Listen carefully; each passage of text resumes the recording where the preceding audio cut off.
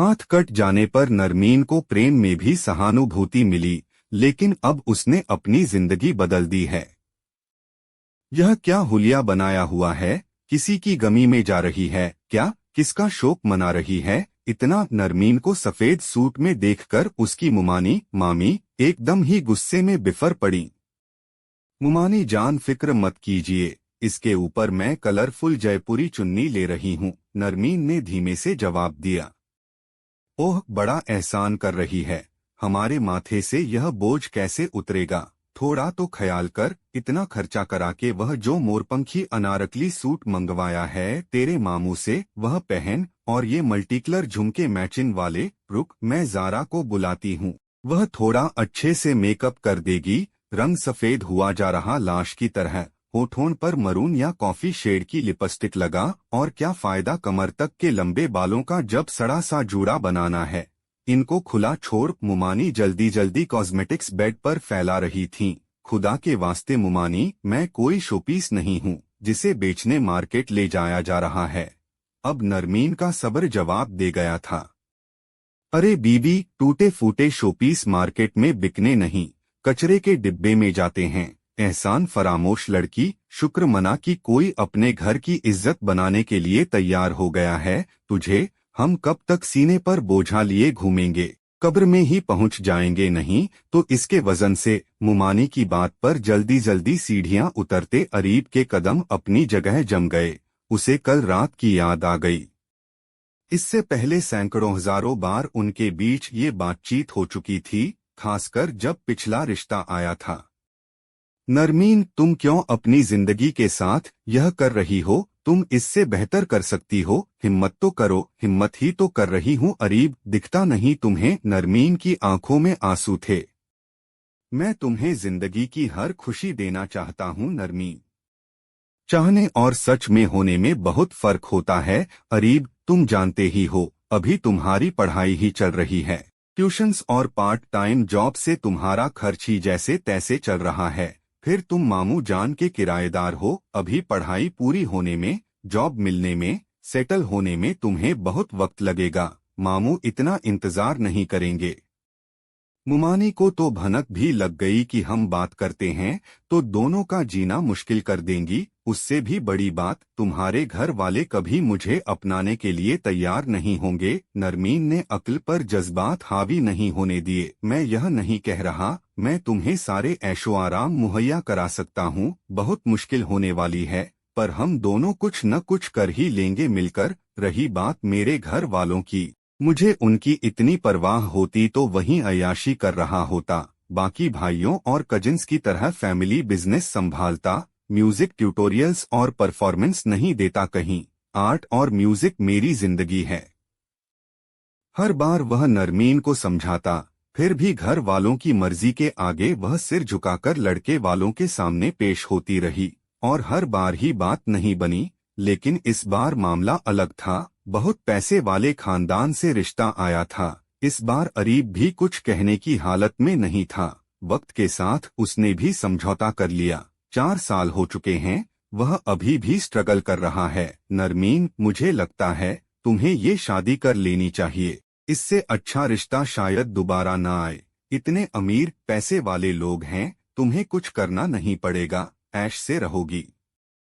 हाँ, लड़कियों की उम्र बढ़ने के साथ ऑप्शंस खत्म होते जाते हैं, और मेरे तो 5 साल पहले से ही खत्म हो चुके हैं। अब तो बस कोई अपना ले तो एहसान उसका। नरमीन कड़वाहट से मुस्कुराई, और उसकी मुस्कुराहट ने अरीब का दिल चीर कर रख दिया था।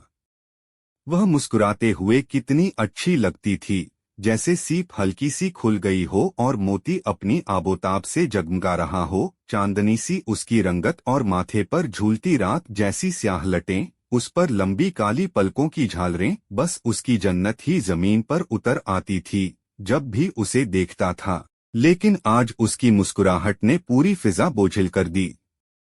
प्लीज नरमीन, अब मैं होश में आ चुका हूँ।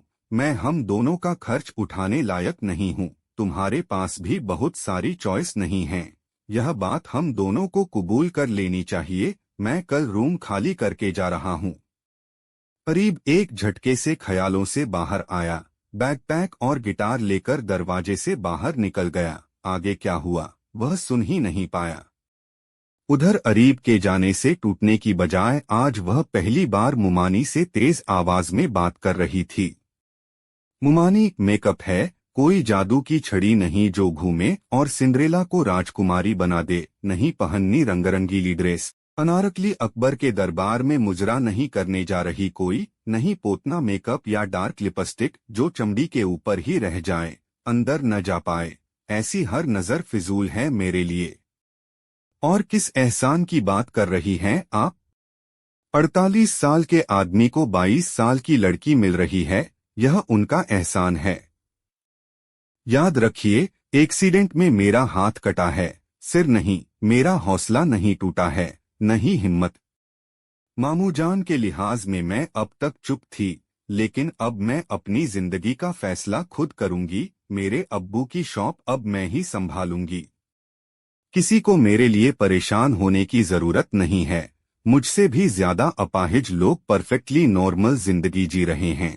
न मुझे अब किसी पर बोझ बनना है, न किसी की जिम्मेदारी। दूसरा हाथ सलामत है अभी मेरा। उसके तेवर देखकर मामी कुछ पल को तो सकपका गईं।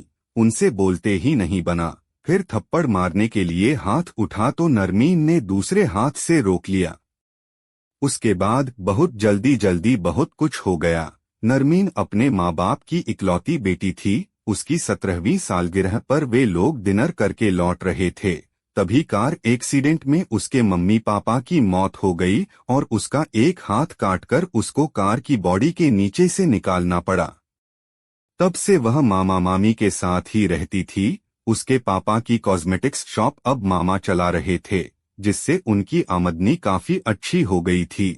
दुकान हाथ से निकलने का मलाल बहुत ज्यादा था, लेकिन कानूनन वे कुछ कर नहीं सकते थे। अब नरमीन 22 की हो गई थी। ऑनलाइन सोशल प्लेटफॉर्म्स पर जुड़कर उसने कानून विशेषज्ञों से बहुत सलाह ली थी। फेसबुक, इंस्टाग्राम, ट्विटर पर उसकी फॉलोइंग तेजी से बढ़ी।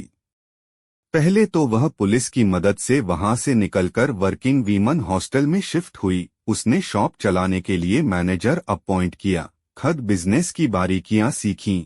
धीरे धीरे उसने खुद के कॉस्मेटिक्स बनाना शुरू किए। उसके वेंचर को ऑनलाइन बहुत सपोर्ट मिला। बड़े बड़े सेलिब्रिटी उसकी हिम्मत और प्रोडक्ट्स की क्वालिटी देखकर अपने अपने सोशल मीडिया हैंडल्स पर उसका प्रमोशन कर देते थे। वह खुद ही इतनी खूबसूरत थी कि उसका ब्रांड एस्टेब्लिश होने में ज्यादा टाइम नहीं लगा। फ्री सैंपल्स, छोटी पैकिंग, प्रीमियम प्रोडक्ट्स बहुत ही कम दामों में प्रोवाइड कराना उसकी खासियत थी। अरीब उससे मिलने आया। वह उसके लिए प्रमोशनल जिंगल्स, कमर्शियल्स बनाना चाहता था, जिसके लिए वह खुशी से तैयार हो गई।